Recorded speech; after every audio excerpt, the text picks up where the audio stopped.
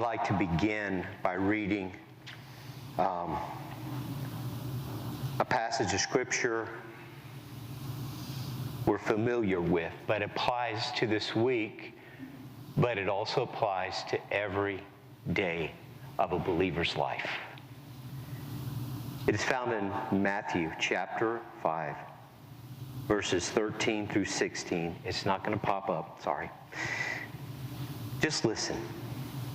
Jesus is talking to his disciples. You are the salt of the earth. But if salt has lost its taste, how shall its saltiness be restored? It is no longer good for anything except to be thrown out and trampled under people's feet. You are the light of the world. A city set on a hill cannot be hidden, nor do people light a lamp and put it under a basket, but on a stand, and it gives light to all in the house. In the same way, let your light shine before others so that they may see your good works and give glory to your Father who is in heaven. Let's pray.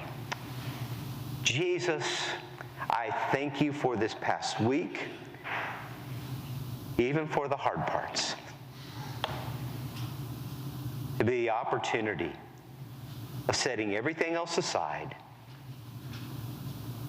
and shining your light, pointing people to you, Jesus.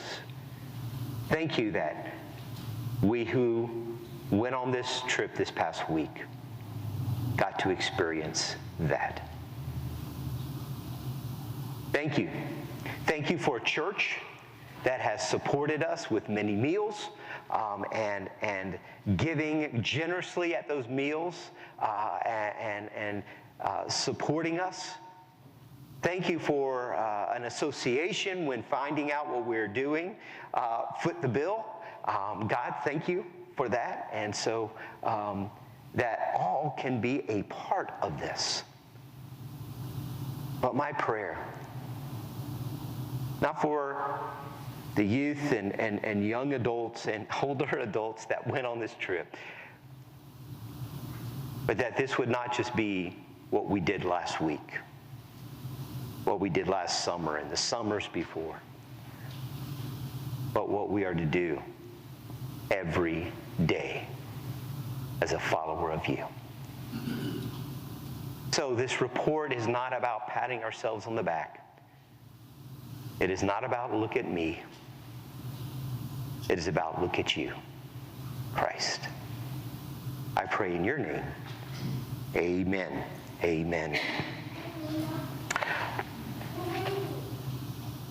A week ago, you were listening to me preach, and then we left after that message, went to the fellowship hall, ate our packed lunch, and hit the road, and got there about it was 2:06. I looked, and then the process began. Let me just share a little bit about Mission Serve. Mission Serve is the organization and I'll just say typically youth groups, but they also take even adult groups, but everything's aimed at youth, so music, everything. So, and you can go to these and everything is planned for you.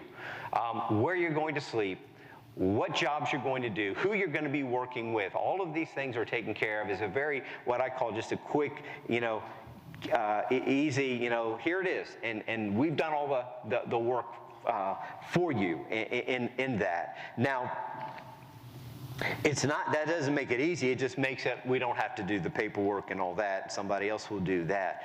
But in sharing this, I want to welcome Chuck and Martha Jo Bounds, our leader for our association. And I was having a conversation about 2 months ago, and it had nothing to do with our mission trip. It was about funds being given to the association and what would be a good use for that. And he asked my input for that. And in so doing, I think, Chuck, you asked me, hey, have you thought about maybe doing something with that specific ministry? I says, well, we have something already planned. And he said, tell me about it. And when he found out that we were going up to help out with hurricane relief, he says, Randy,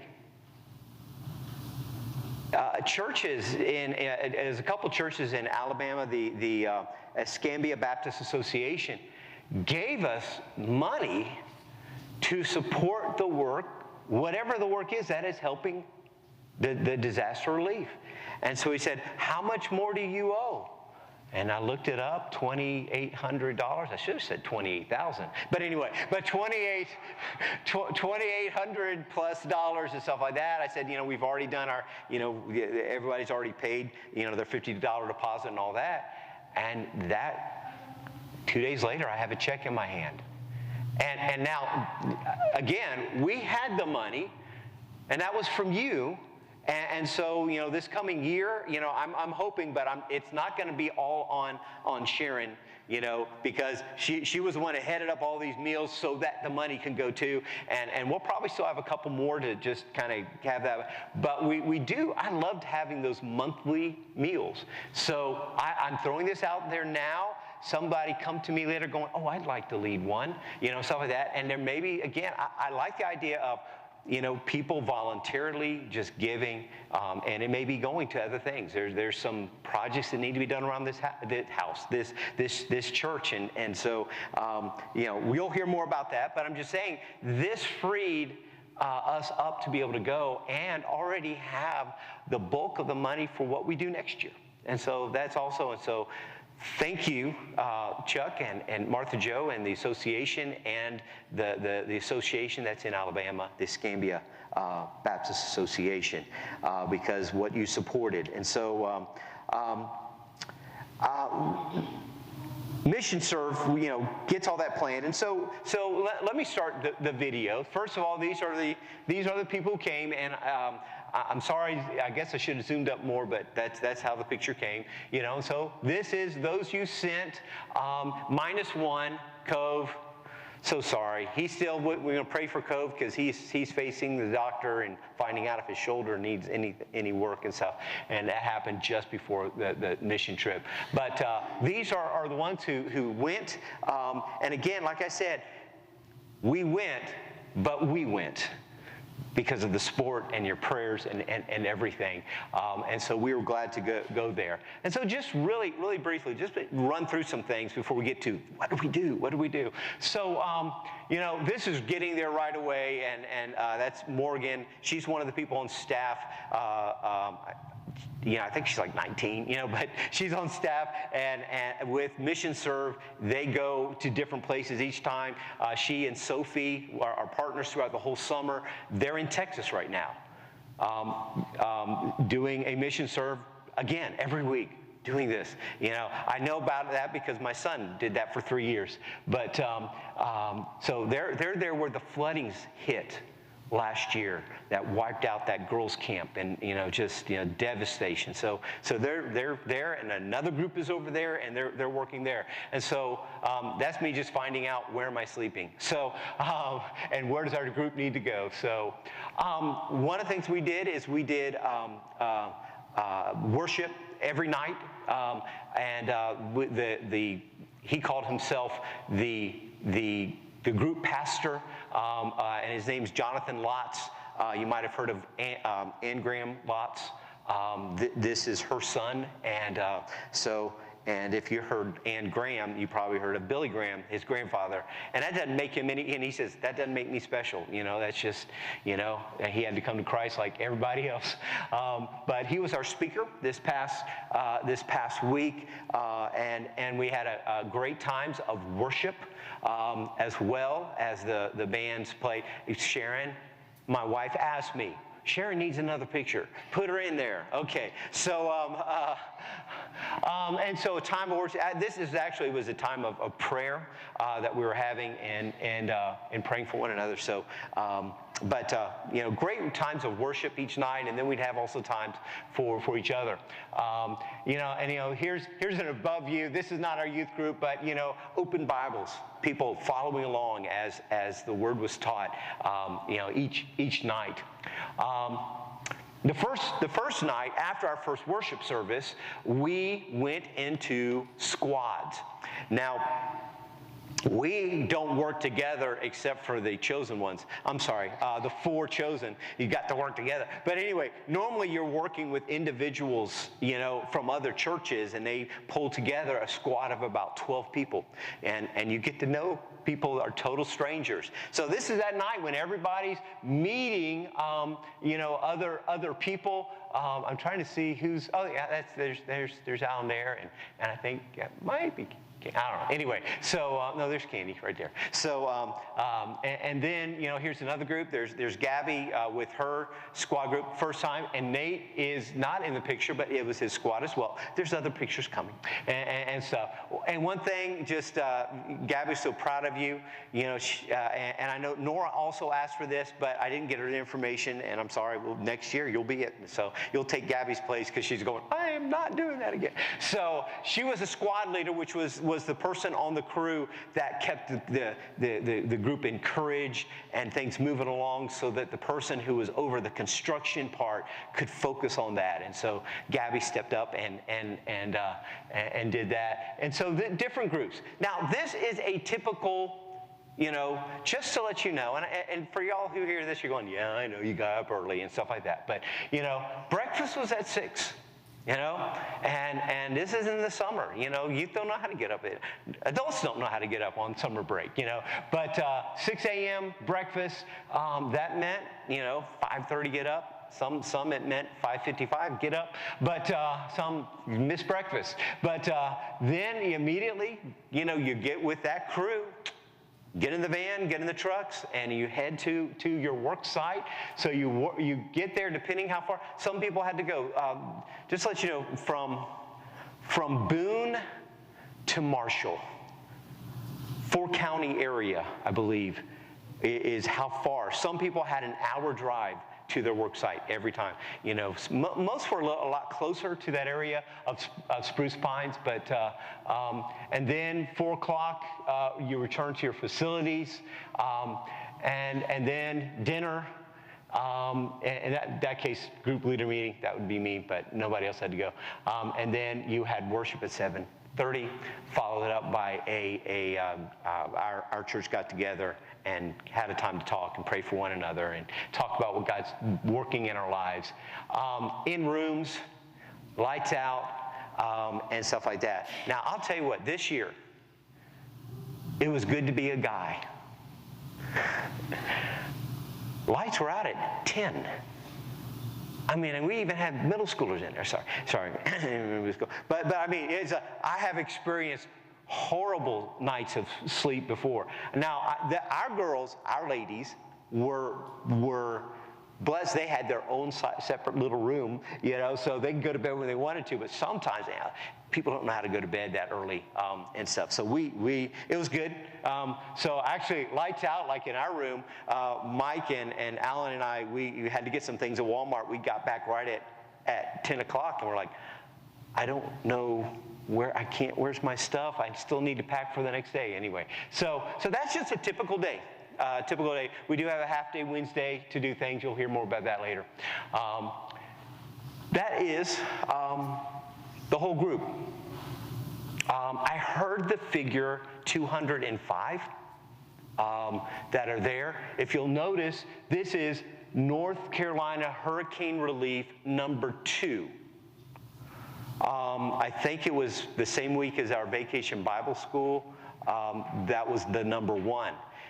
This was the small group that went.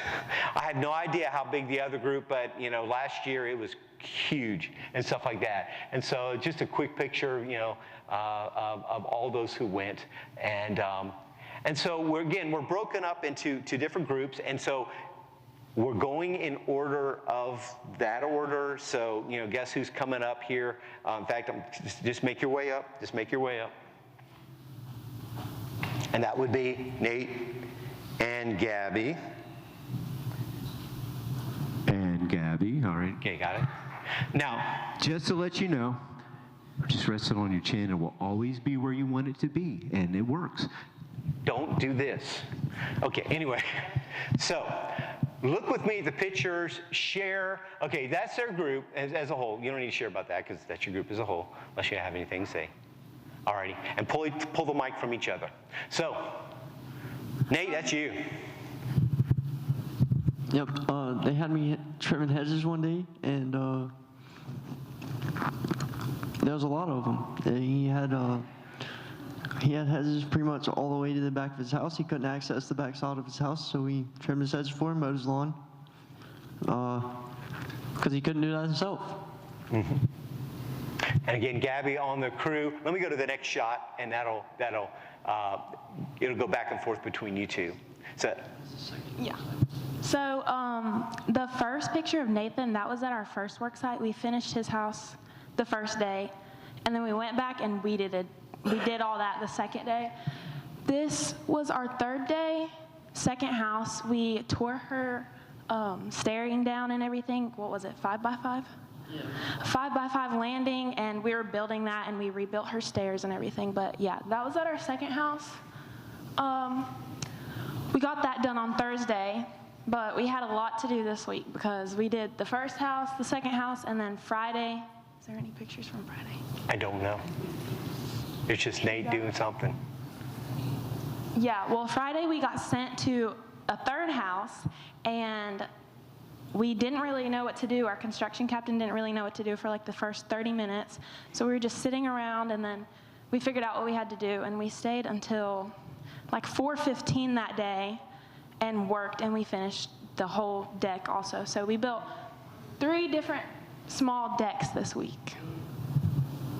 That was the third house. That was the first house. And we put pickets on his front. This, yeah, the little lady in the front in the black, that was one of our homeowners. She was our second one. She was amazing. She baked us cookies. They were the best cookies I've ever had. They were great. Yeah. This was most of our group. There was a couple people. Our construction captain wasn't in this picture, and there was one other kid that wasn't in it. And then there was 2 additional kids in the picture. They weren't in our group. They just wanted to take a picture. But yeah. Anything you guys want to share, what God did to you personally, or even more about the work? Nate wants the mic, and then you can finish. We had a really good squad. We meshed really well, worked together really well, and I just want to thank y'all for the opportunity to let us go. Yeah, we did have an amazing group. This was my 8th trip, and honestly, this is probably the closest that I've felt with my group. We were close to the same age, but they were a great group to work with. We had a 13-year-old all the way up to 23-year-olds, so it was great how we all connected together, because you wouldn't think that like 23-year-olds and 13-year-olds are going to be connecting the way that we all did. So it was great to see that. Sorry. Is that it? That's all for you. All right. Nathan did great this week. I've never been on a crew with him, but he did great. He was a great leader. And he was great with encouraging the 13-year-old boy. He was on our group, and his mom had texted me and said he was really nervous this week. So that was great to see. But yeah. Awesome. Thank you.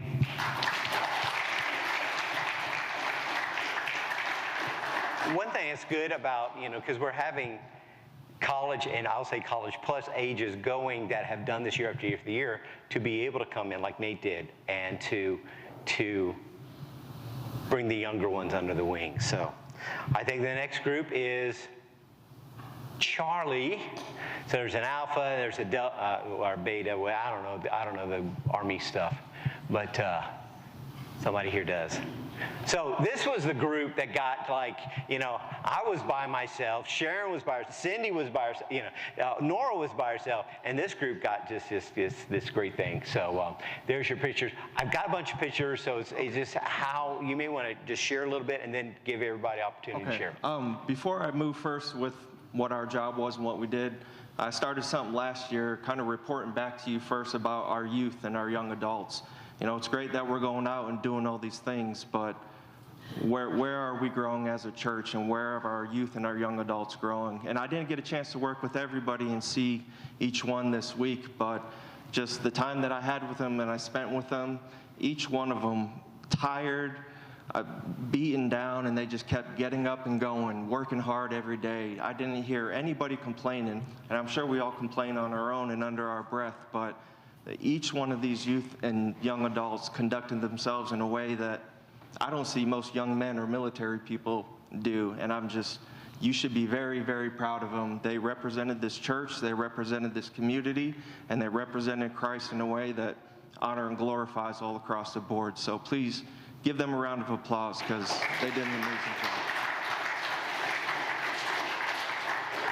job. So our job this year, our first job was this nice old lady called Miss Dale. Very, very funny woman, but she had gone through, her husband had passed away, her health had gone downhill very quickly, and she wasn't able to take care of her property. She couldn't get her trash taken off. The church that she was a part of let her fall to the wayside. She doesn't get visitors. People don't come to see her. Nobody checks on her to see how she's doing. She's basically all on her own. So her issue that she had was she has big hills surrounding all sides of her house, and all the water would come right down to the back of her house and sit there. There's trash everywhere. Everything's overgrown. So our task was to dig 120 feet of French drains to be able to move the water away from our house, do some beautification, and everything that entails with that. Here's Neo digging them trenches and Candy raking them out.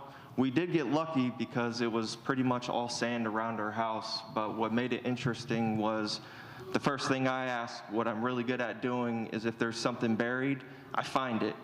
And I usually find it all the way. So I asked them, said, have you guys marked everything? Do we know any wires? And they said, it's all good. It's perfectly good to go. The first thing we dug into was the main power line to the house, and we nicked it. It wasn't me. It wasn't me this time.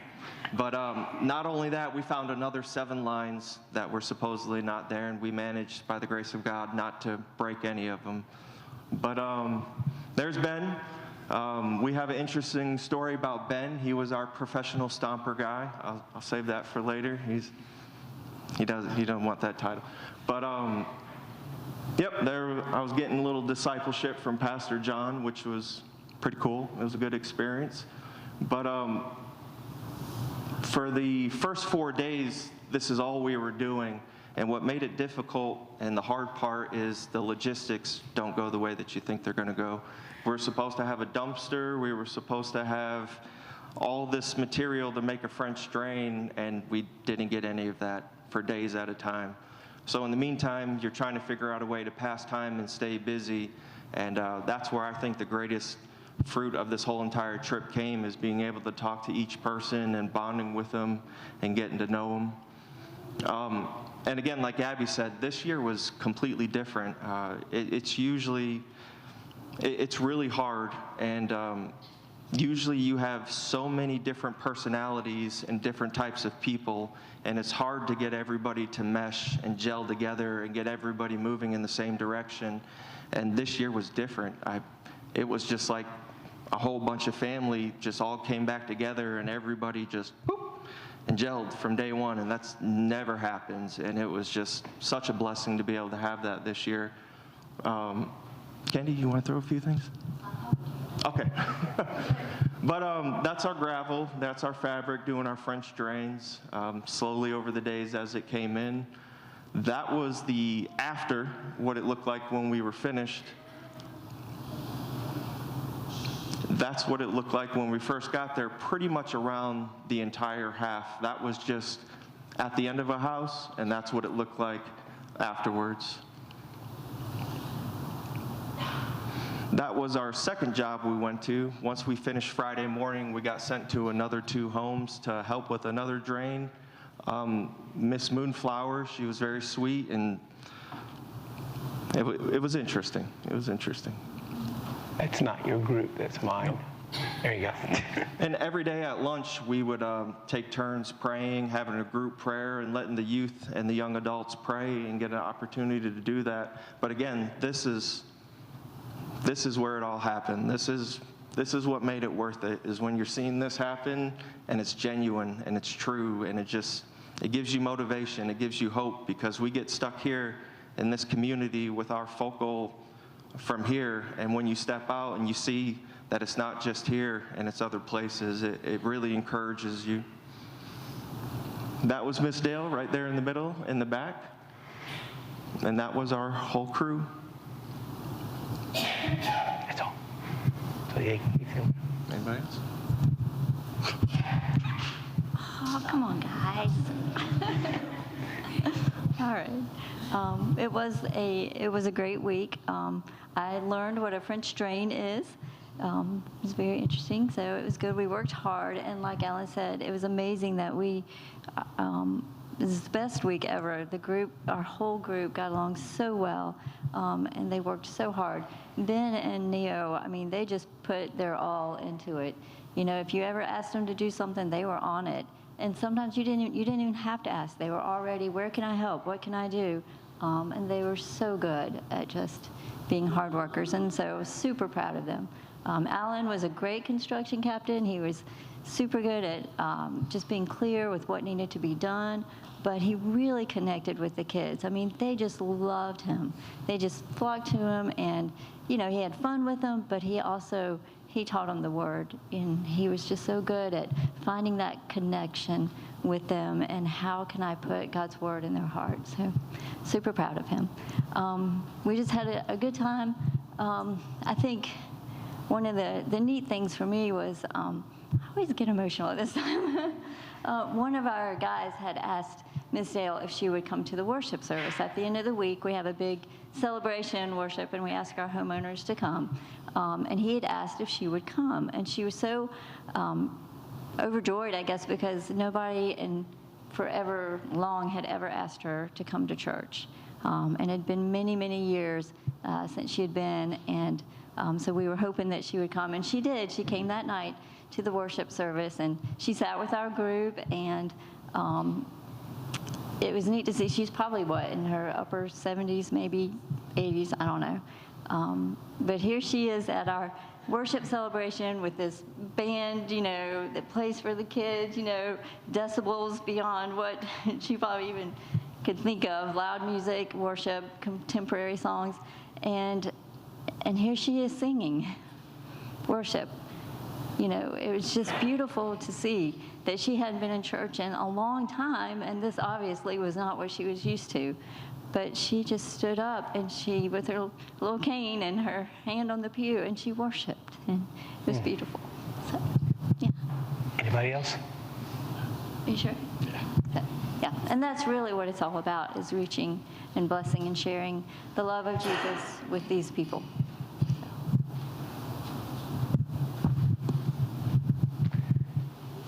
The one that's on the litter. You know how they carry, you know, kings and queens around.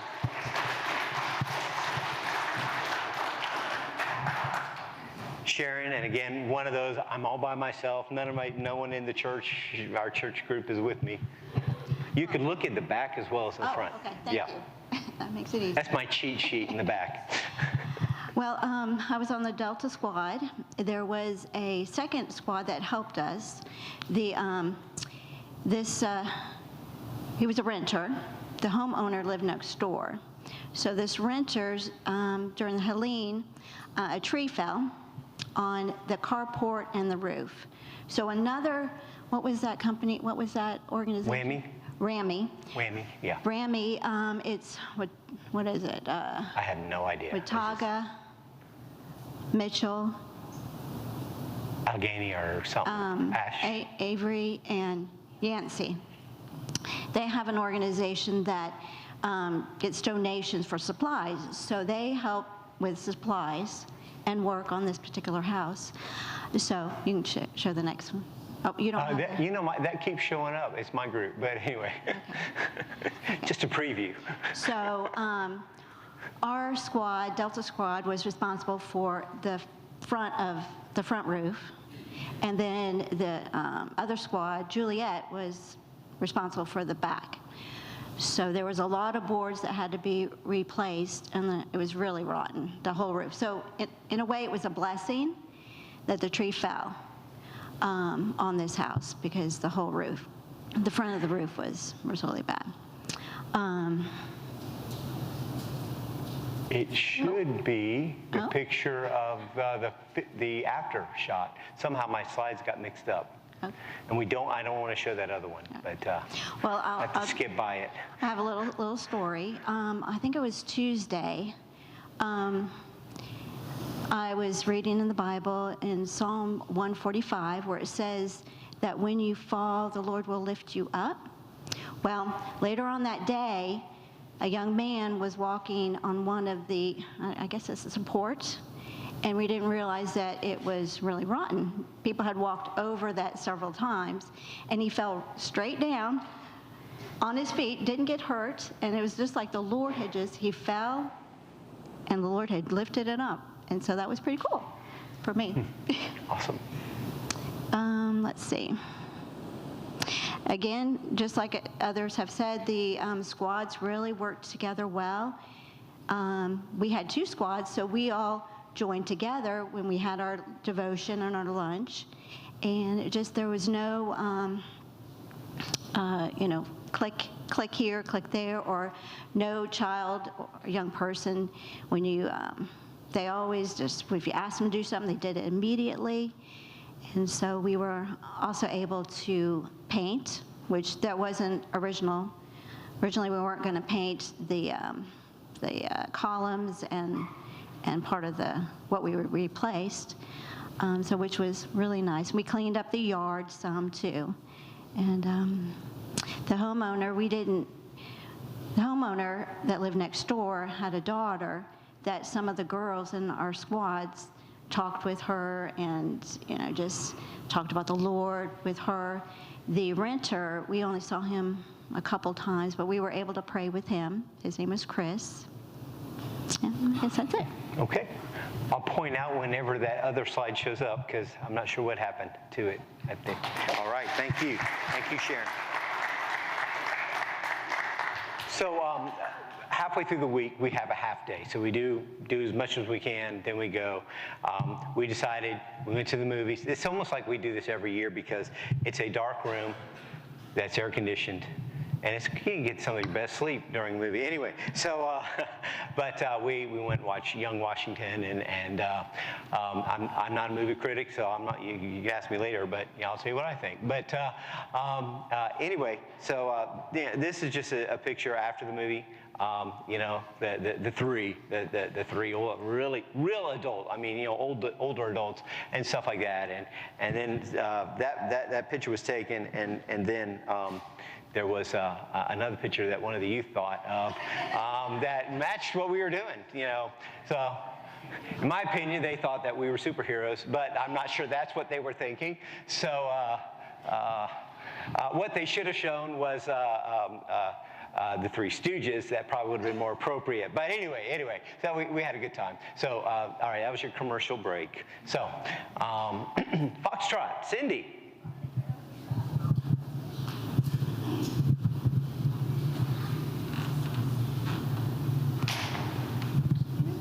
So we were Team Foxtrot. The lady on the end is Emily. She was our crew captain, and the guy on the far left with the hello was our crew chief. So that is Dale and Emily, and that is our crew. Jonathan came to see us one day. So this is Mr. Scott's. His first name is Scott, so we just call him Mr. Scott for the week. On the shelf behind Jonathan is just a lot of stuff. But Mr. Scott had a lot of Bibles there. And Jonathan is saying, when I come to a place, I look, I kind of scout it out. Oh, he's got a lot of Bibles. He's got books on growing apples or whatever. So he uses those as talking points and connection points. You don't see on the other side the bearskins. Mr. Scott inherited this house from someone he was caretaking for, and the man passed away, but before he did, he wrote that Mr. Scott got the house and Irby, his dog. So he's looking at a room using ways to connect with the person that lives there, and it's talking points. So that's what he was doing here.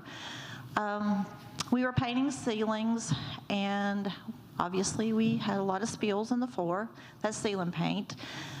We were also supposed to put down flooring, and when I left Thursday, our flooring still had not arrived, and our porta-john had not arrived.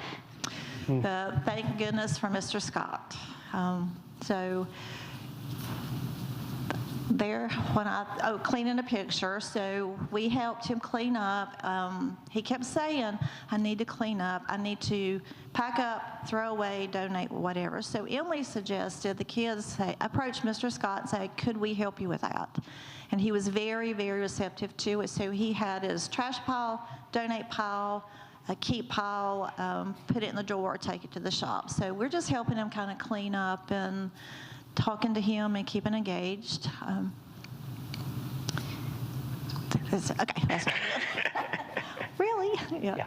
So Mr. Scott was just a very humble person, very engaging. He came from a very dysfunctional family. He ran away and joined a carnival when he was 15. And then I think not long after that, his mother ran away and joined another carnival. His mom did go back home. He just kind of lived a different life, kind of a wanderer. He'd been homeless for a while. He had lived in another house in the neighborhood, just right down the road. But John needed a caretaker, so Mr. Scott took care of him and took him to doctor's appointments, groceries, and whatever. And he was doing that for the neighbors, and he was still doing that.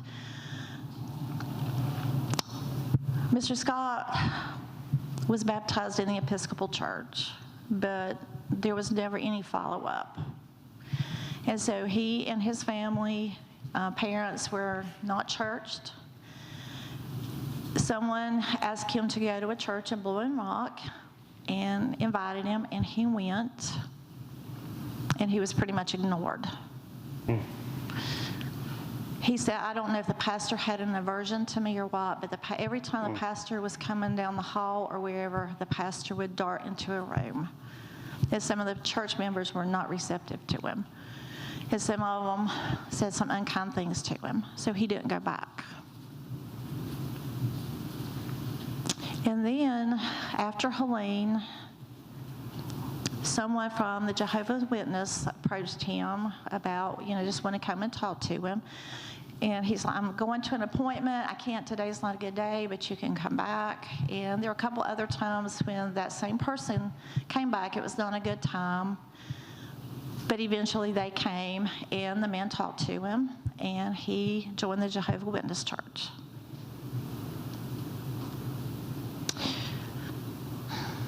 The kids talked to him about what he believed, what they believed. He's very much open to listening, having those hard conversations, and I believe God's working on him. I left Thursday without a doubt. That crew of kids are faith-based. They know their scripture. They had hard conversations. They had great conversations with him, with us, among each other. You could hear them challenging each other in good ways and encouraging each other. And I left more blessed than when I went. God's got great things in store for those 7 kids. And we need to be looking out for them because they're going to do great, awesome things. But I feel like in listening to Mr. Scott and his faith journey and where he is, I think there's a commentary on all of us. That when we have new people come, or we have somebody that just drops in to visit, how do we welcome them? How do we make them feel? Do we want them to come? Do they feel like they're welcome to come back? Because if we're not doing that, we're doing something really wrong. And that was a lot of the reason he didn't go back. He didn't feel like he had a place, and we want everybody to have a place. So we need to look at what we are doing, and I'm putting myself at the top of that list. So I'm glad I went. I think this is my 5th one, 6th one. Best crew ever. Those kids were not afraid to work. You know, we replaced flooring. We helped him move stuff. We had a good time. We laughed. We cut up, and we all fed him. Everybody from Tuesday on made him sandwiches and took him a sandwich. And one day, I think he ended up with 5 sandwiches, so he was set for the week. And he and Irby, his dog, are just absolutely precious. But I believe God is really working on him, and I'm hoping somebody will follow up with him. And he lives on the back side of the mountain. Yeah, because he was almost in Fosco. So, but yeah, I'm glad I went. I think we all got blessed just by being in Mr. Scott's presence and the things we experienced this week. Thank you. Thank you.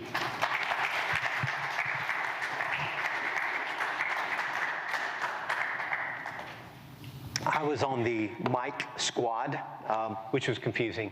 Not Mike's, but that was their M word. Anyway, and I was made a construction captain. Don't laugh. And he, the guy who was over asking and coordinating all that, he was that desperate to ask. Now, I mean, I've worked on roofs, I've worked on decks, I've worked on ramps, I've done it all, but I could not lead it all. You know, just like, and let alone, you know, here's a skill saw. I don't know, just don't cut your hand off. I mean, that's about as much instruction I would give, you know. And so he says, I need a squad that will do non-construction. So I was a non-construction chief captain, whatever they called us, and stuff. Which, here, going into it, I'm like going, my crew's gonna go, what?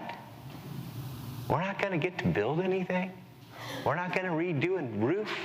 We're not going to get to put in flooring. We're not going to have a tool in our hand. You know, and I'm like, they're going to be so excited to be on my crew and stuff like that. So we were given different tasks throughout the week. And the first task was the hardest task.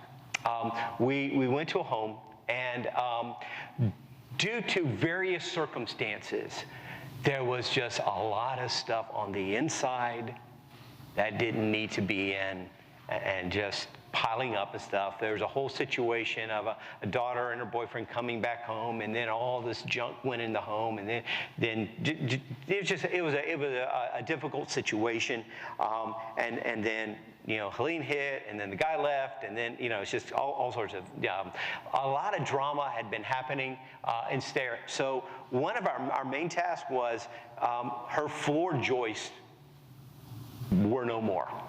And so, you know, you have a floor like that. In order for it to get fixed, and it was at that WWAMI ministry, they were going to replace the floor, but they couldn't get to the floor. And so we had the job of getting everything, you know, and again, I've been in situations where there's boxes to the ceiling, you know. It wasn't that bad, stuff like that, but just a lot of stuff that was there. And one of the hardest things was, is this throwaway? Is this to keep? Is this to donate? You know, and almost everything we had to ask those questions, which made it drug out very long, and you know, and stuff. And so, you know, that was a difficult situation, but my crew was very good. They took initiative, because while I was with the homeowner and her daughter, adult daughter, just continually, where does this need to go? Where does this need to go to be able to give to a child to take it to the dumpster and stuff like that? We had, you know, people that just took the initiative to do other things around there. So not only did we clear the floor, we showed up at 7:30. Our main job was done at 10 o'clock. and stuff. But there was so much more to be done on the deck. Again, I did not take many pictures because I just didn't want that to be seen, you know, the before picture, stuff like that. But on her deck, again, all the stuff that got piled in, because when this guy moved in, whatever. Underneath that pile was a freezer that when power went off for 2 weeks during Helene, it had not been opened since. They had the wherewithal to know, keep it plugged in. So it was all frozen, rotten food and stuff like that, but you couldn't get to it. On the deck was a brand new freezer, sitting still in its box. And so, you know, one of my tasks is, we are going to get rid of that freezer and we're going to get that other one running, and we're going to get this where they can sit in front of their deck and stuff like that. So, you know, things like that. It was very challenging because, you know, you're dealing with, you know, I was able to coax a lot of things out of their hands and stuff. So, you know, meanwhile, the youth are outside, they're cleaning up. And some of the things, it was frustrating to see because, like, their gutters were replaced, but the gutters were left on the ground. I'm like, who came in and worked and didn't take care of the junk? You know, so it wasn't just the family, it was just all this stuff. And so we were able to come alongside and just pick up things and dump things, put the stuff, like there was furniture that they were going to keep, and put that under tarps and to keep it safe until it could go back after the floor gets done. Okay, I just skipped that. You know, and so we were able to clean up a lot of different areas and stuff like that. Even though we got, quote, done at 10, we worked through the whole next day getting all of this stuff done. And one thing was great is we went by Friday to invite them to come to the service that night. And they didn't show up, but one thing I saw was, I was afraid when we came back it would just be re-cluttered, you know, but instead it was cleaner.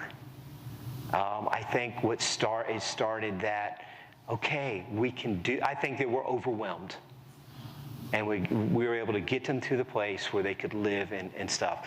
Now, just in sharing that, see, because if it was only about a roof, or if it was only about cleaning up, you know, a mess or something like that, that's not why we were there. We were there to do that in Jesus' name. And so we were able to, in our last day with her, Mary's her name, I got to, you know, I led us in prayer, and one of the things I prayed, and she was holding my hand, and I said, and you know, Christ, what we did is nothing. And she just kind of laughed to herself, almost like, what, you call this nothing, you know? And I said, this is nothing compared to what you did for us. And so after the prayer, and one group already went back to the next place, it opened the door for me to be able to share the gospel. I would love to say, and she, you know, accepted Christ, right? But no. But the conversation, you know, she had a mixed bag of bad experiences. Cindy, you just not exactly like that, but and some really bad teaching, and being able to correct some of the things without getting into an argument. And so God brought me to that place to have that conversation in order to tear down some walls.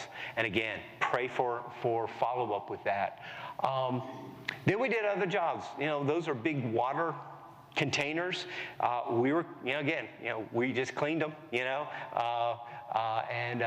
we did actually get a tool, the pressure washer, but cleaning that, so then they were going to take those water containers and get them filled up and drop them off at people's homes, and so that we, you know, again, little things like that.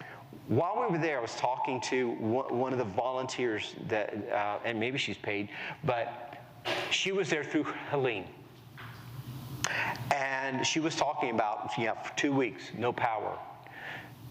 where she lived down the road. Nobody would know where to go. GPS was out. There was no way. And she was at a point, and she was a believer in Christ. And she said, we just prayed. They couldn't get down their driveway because it was washed away. And she said, on the second week, this truck pulled up. And these guys had the exact tools they needed to fix this. She shared that the guys didn't know where they were going. They just were just saying, God, lead us to somebody we need to go to. And they brought her to him. The comment that she made was, it was the Christians who came. Yeah, there was some military stuff and there was some FEMA stuff and all that, but it was the Christians who came. It wasn't the Wiccans. It wasn't this, it was the Christians who came. It was the Samaritan's Purse. It was the Baptist on Missions. It was other groups that came, and they're still coming. And we were one of those Christian groups. And she said, that has been such a, and again, she's a believer, but seeing, and having that testimony. There's been a picture, that's the picture that kept showing up for some reason. We went after that to this place. It was a food pantry. A husband and wife, Rosa, and I believe Jeff, I wrote that name, Jeff, kind of lead that, but there's some others as well that lead that. Well, while we were there, I got to talk to a guy named Mike, who was one of their volunteers.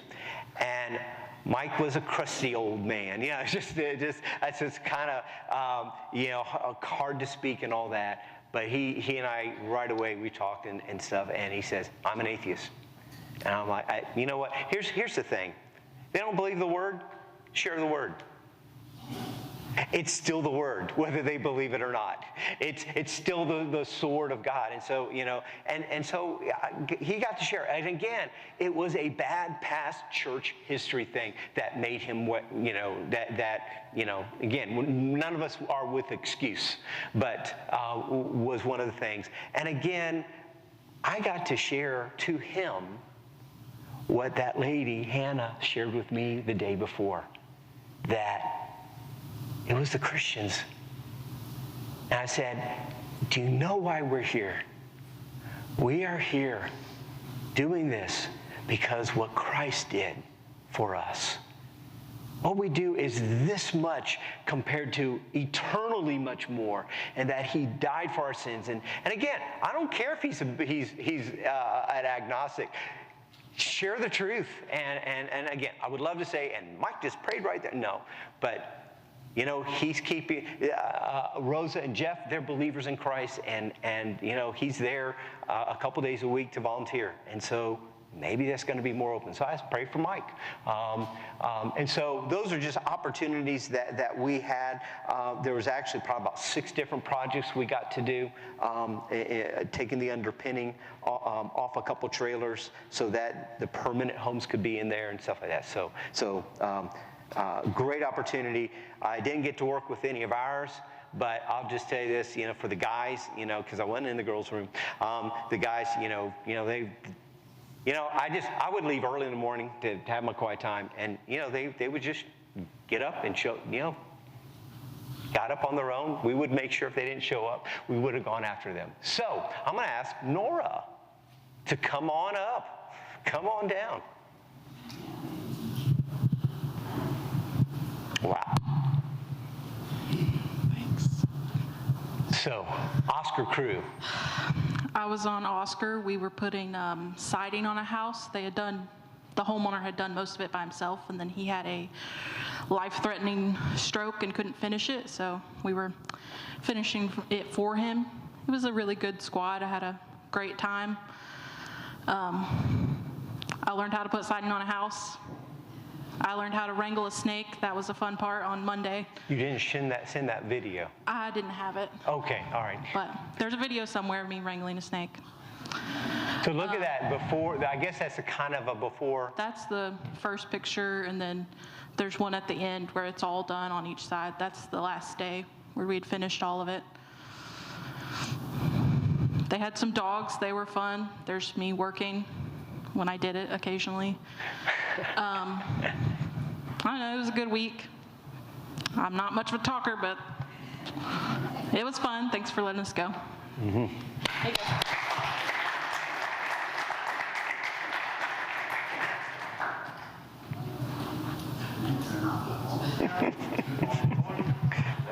Bust a move.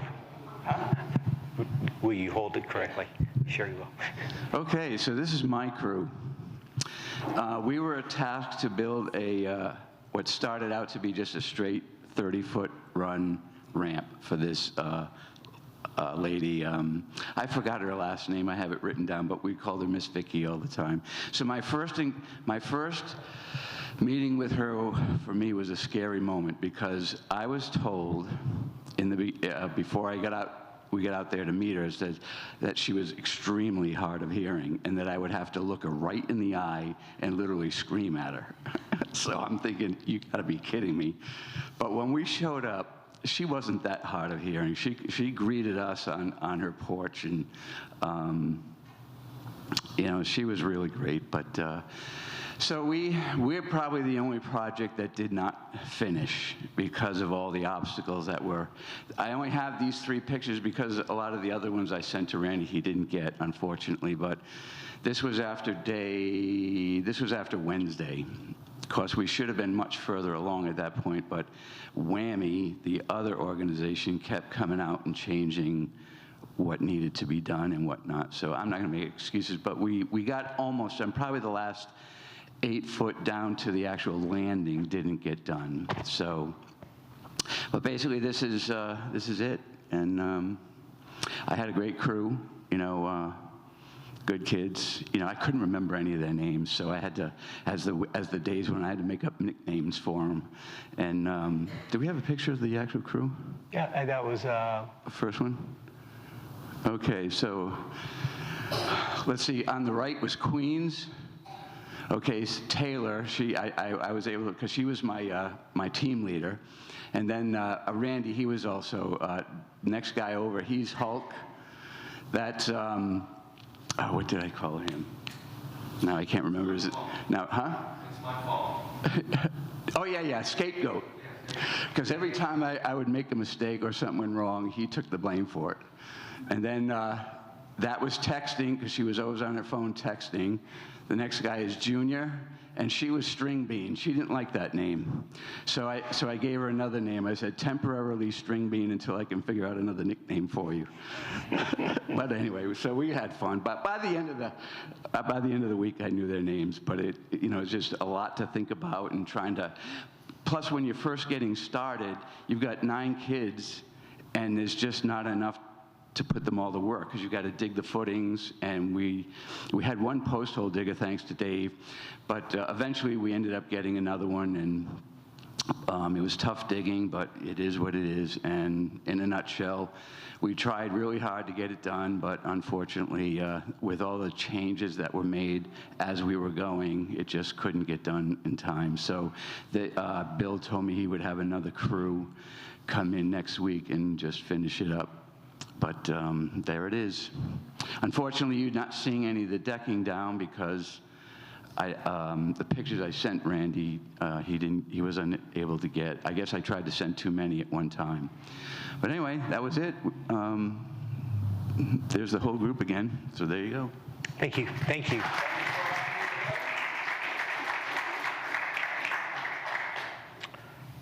There's still a video that's about 8 minutes long, not about 5 minutes long. But before that, I again come to this passage.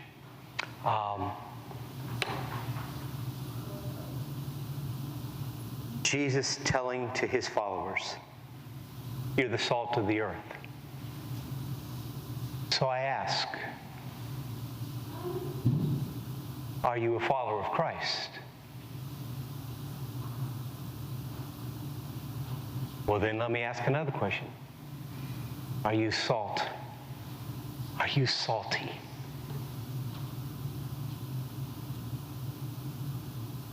You're the light of the world. Are you? Are you shining the light of Christ? First of all, you have to have Christ. Well, how do you get there? How do you get to that point of getting salty and being salt and light? By following Christ.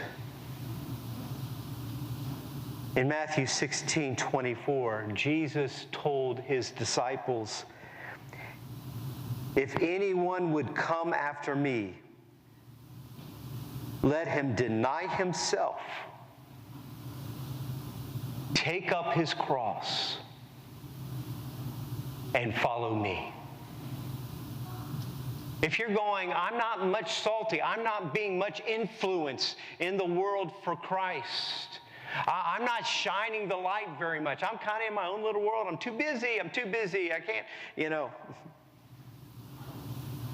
How do you follow Christ? Deny yourself.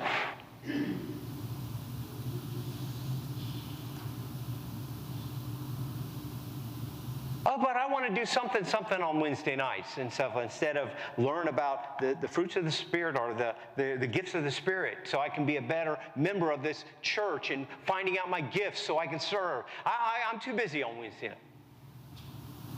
That's one example of denying yourself. Yeah, going away for a week and sleeping on cots and dealing with cold showers and showers that didn't get heated and all this other stuff. Yeah, that's denying yourself, but it's a daily thing.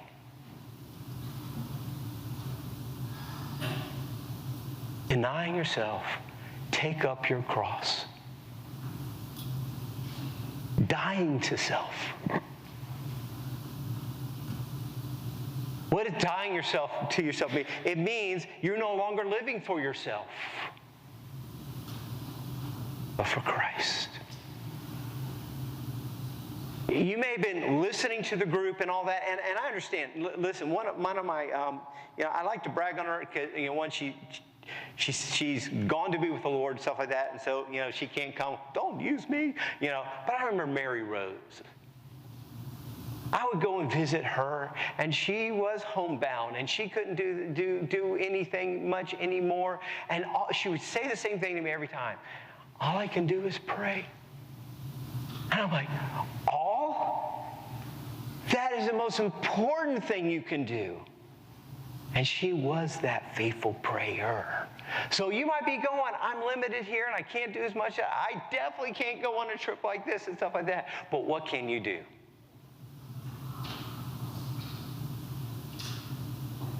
Deny yourself. Take up your cross. And then follow me. When you follow him, you will be salty. You will make the people around you thirsty. You will be the light. If your church experience is just here, we're not being salt. We're not being light.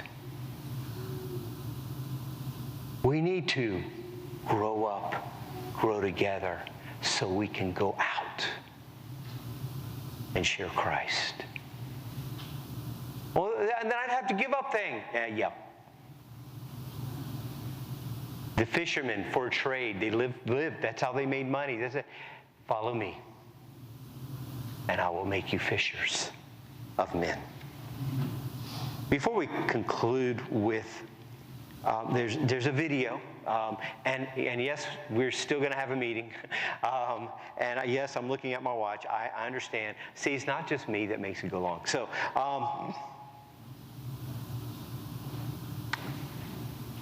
I'm going to ask Cindy, maybe listening to the group that went and served this week, maybe that's inspiration to you. Maybe that's that impetus like I got to have with that homeowner, that now they can do this, they can do that. Maybe this is the encouragement you needed. And so I'm going to have a time, a a brief time or however long it takes, whether you stay at your seat or you come to the front and just say, oh God, I want to be salty. I want to be the light. Help me deny myself, take up my cross, and follow you. Not my agenda, your agenda. I challenge those who went. We went away for a week. It's so easy to get right back into everything that was going on. And so a brief time, while Cindy plays, I encourage you to pray. Now, maybe, listen, you don't start by doing for Christ. You start by believing on Christ. Maybe that's you. That, as you heard, we did this because of what he did for us. And you need to know him as Savior. And so, just a time for you to say, God, may I shine for you. Show me what to do after a week of this and how to make it into life. Show me in my little world what you want me to do, how I can plug in more to the church, how I can get more out in my community for you. And so, Cindy, as you play, I ask, if you want to come down and pray, wherever you're seated, to pray. Let's do that now.